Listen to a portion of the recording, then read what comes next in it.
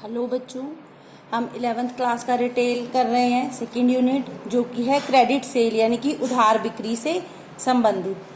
आज हम इसकी कुछ इम्पोर्टेंट टर्म्स कर रहे हैं, ज़रूरी कुछ टर्म्स हैं वो कर रहे हैं।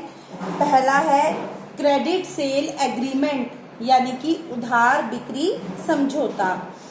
ये क्या होता है बेटा कि ये एक ऐसा समझौता होता है रिटेलर और कस्टमर के बीच में, जिसमें कि जो रिटेलर है वो उधार पर वस्तुएं बेचता है, मतलब कि रिटेलर वस्तुएं और सेवाएं देता है, और इसमें ये समझौता किया जाता है कि वस्तुओं की पेमेंट या उनकी कुल पेमेंट का एक हिस्सा जो कि बाद में वो पे करेगा, यानी कि वो उधार पर वस्तुएं बेचता है, इसको बोलते हैं क्रेडिट सेल एग्रीमेंट यानी कि उधार बिक्री समझौता। रिटेलर और कस्टमर के बीच में एक समझौता होता है जिसमें कि रिटेलर वस्तुएं और सेवाएं कस्टमर को उधार पर बेचता है, कस्टमर के साथ समझौता करता है, जिसमें कस्टमर ये वादा करता है कि कुछ समय के बाद वो पैसे वापस कर देगा। नेक्स्ट है retail credit facility. Retail credit facility क्या होती है? रिटेल ऋण की सुविधा। अब क्या है, कई बार कस्टमर महंगी वस्तुएं होती हैं जैसे कि गाड़ी है, इस प्रकार की वस्तुएं नहीं खरीद सकते, तो जो रिटेलर है वो कस्टमर को क्रेडिट यानी कि ऋण या उधार की सुविधा देता है, ऋण की सुविधा देता है, वो लोन पे वस्तुएं दे देता है। सुना होगा कि बाइक गाड़ी लोग लोन पर लेकर आते हैं, उसको बोलते हैं रिटेल ऋण की सुविधा। जो रिटेलर है वो ऋण देता है कस्टमर को महंगी वस्तुएं खरीदने के लिए, और इस ऋण पर ब्याज कितना होगा ये इस पर निर्भर करता है कि रिटेलर में कितनी कस्टमर में कितनी क्षमता है उधार को वापस करने की, ऋण को वापस करने की।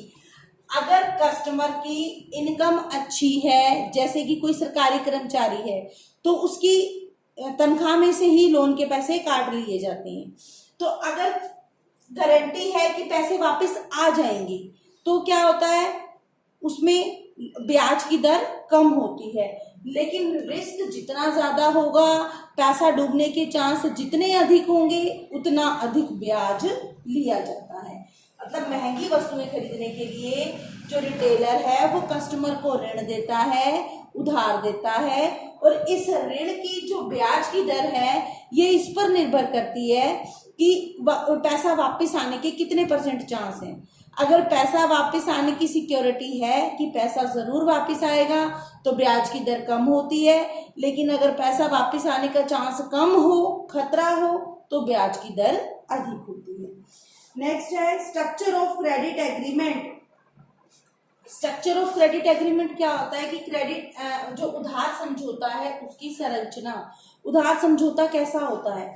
तो उधार समझौता जो होता है वो कस्टमर और रिटेलर के बीच में होता है, जिसमें उसमें सब कुछ लिखा जाता है समझौते में कि जो रिटेलर है वो वादा करता है कि वस्तुएं और सेवाएं उधार पर बेचने का, और जो कस्टमर है वो ये वादा करता है कि वो कुछ समय के बाद या एक निश्चित समय के बाद वस्तुएं जो उधार के पैसे हैं वो चुका देगा।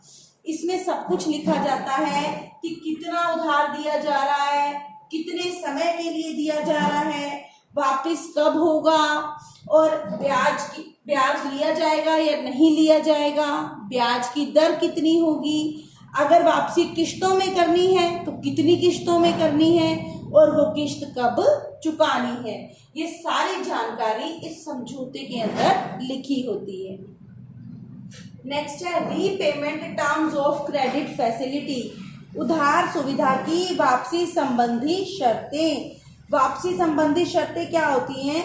इसमें ये शर्तें लिखी होती हैं, ये शर्तें होती हैं कि जो वापसी है वो कब होगी, किस प्रकार होगी, एक साथ पूरे पैसे वापस किए जाएंगे या किश्तों में किए जाएंगे, किश्तें होंगी तो कितनी किश्तें होंगी, और हर किश्त में कितने पैसे दिए जाएंगे।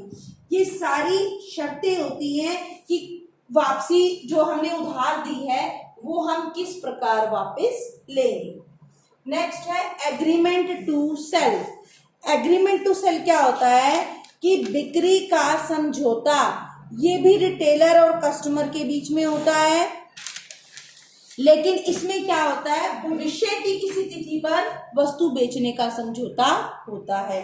अभी नहीं, इसमें रिटेलर और कस्टमर वादा करते हैं भविष्य की किसी निश्चित तिथि का। जैसे कि मान लो 15 दिन के बाद का समझौता कर लिया कि आज से 15 दिन बाद इस तारीख को जो रिटेलर है वो वस्तुएं और सेवाएं देने का वादा करता है, और जो कस्टमर है वो बदले में उसकी पेमेंट चुकाने का यानी कि पैसे चुकाने का वादा करता है। ये है एग्रीमेंट टू सेल, यानी कि भविष्य में वस्तुएं व सेवाएं बेचने का वादा, भविष्य में वस्तुएं और सेवाओं की पेमेंट करने का वादा। जो रिटेलर है वो वस्तुएं देने का वादा करता है और कस्टमर उनकी पेमेंट देने का वादा करता है भविष्य की किसी निश्चित तिथि को। तो ये थी कुछ इंपॉर्टेंट टर्म्स क्रेडिट सेल से संबंधित। Thank you.